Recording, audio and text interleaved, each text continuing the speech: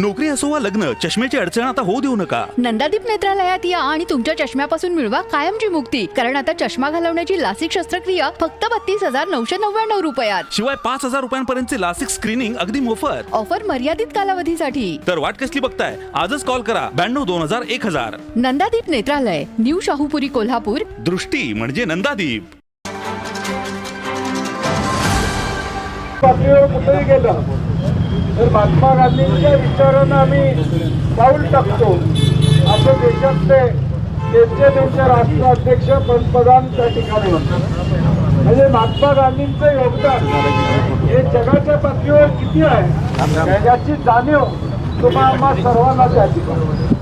लहानाचे आपण मोठे झालो ते देशाला स्वातंत्र्य मिळवून देण्यामध्ये महात्मा गांधींचं योगदान हेच आपण ऐकत आलो, हेच आपल्याला माहिती होतं आणि हे सत्य आपण लोकांच्या समोर मांडण्याचा प्रयत्न प्रामुख्याने केला. परंतु आता केंद्रात आणि राज्यात काय चाललंय, इतिहास बदलायचा चाललेला. कारण की शेवटी मी देखील सातत्यानं सांगतोय नारकर साहेब, तुम्ही कदाचित आमची पिढी हे पुस्तक वाचून ज्ञानी झालो, पुस्तकातून ज्ञान मिळालं.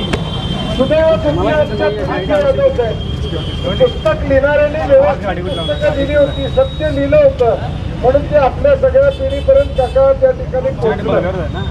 आता मला काळजी आहे 50 वर्षानंतर व्हॉट्सअप आणि डिजिटल प्रिंटवर जे या सगळ्या गोष्टी खोट्या गोष्टी येतात, दुर्दैवानं 50 वर्षानंतर हे सत्य वाटायला लागेल.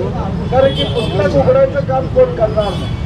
आणि या षडयंत्राचा एक भाग आहे, ही सुरुवात आहे.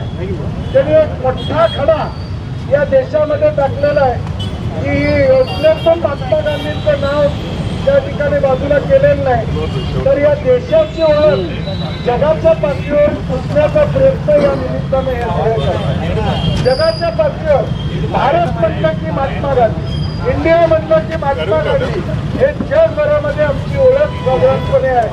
अहिंसेच्या मार्गाने ज्या नेतृत्वानं या देशाला या ठिकाणी स्वातंत्र्य मिळवून दिलं, तेच बाजूला करायचा प्रयत्न चालू आहे. योजना तर आता पुढे बंदच करणार आहे. कारण की पूर्वी 90% रेशो होता, 90% नागरिकांचं केंद्र शासनाचे 10% राज्याला भरावं लागायचे. आता 60-40 केले. त्यामुळे पुढच्या काळामध्ये ही योजना चालणार नाही. म्हणजे ज्या पद्धतीनं ग्रामीण भागामध्ये या रोजगारच्या माध्यमातून ग्रामीण भागातल्या लोकांना रोजगार मिळत होता, तो आता या ठिकाणी बंद होणार. मराठवाड्यामध्ये अतिवृष्टी झाली, 3 लाख रुपये विहिरीला जाहीर केले. केआर निघाला 30,000 रुपये विहिरीला आणि 2,70,000 रोजगार आले. म्हणजे तुम्ही रोजगार करायचा, तुम्ही करायचं आणि मग 2,70,000 त्या शेतकऱ्याने हजेरी घ्यायची आणि पैसे घ्यायचे. म्हणजे नुकसान दिलं, भरपाई केलेलं आहे. तुम्हीच पैसे त्या योजनेतून टाकले आणि घोषणा मात्र 3 लाख रुपये विहिरीला, या पद्धतीची घोषणा. म्हणून उद्याच्या भविष्यकाळ किती आहे ही योजना बंद होईल.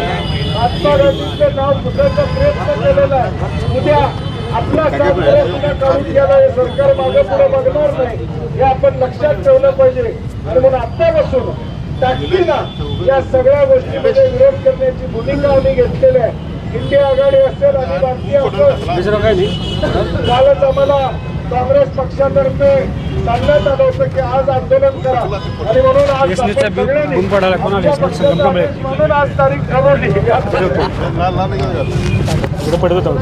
आम्ही उद्या करणार होतो कारण की आज आमचे इंटरव्ह्यू आज असल्यामुळे उद्या करायची होती. खरं विजय देवणे आणि चंद्रकांत यादवांचा आदेश आला मला की तुम्ही सगळे फोन घेऊन इथे या, इंटरव्ह्यू थोडे थांबवा, नाही तर आम्ही उद्या हे धरणे आंदोलन करायचं असा निर्णय घेतला होता. परंतु या जिल्ह्यात साधारणपणे आपण सगळे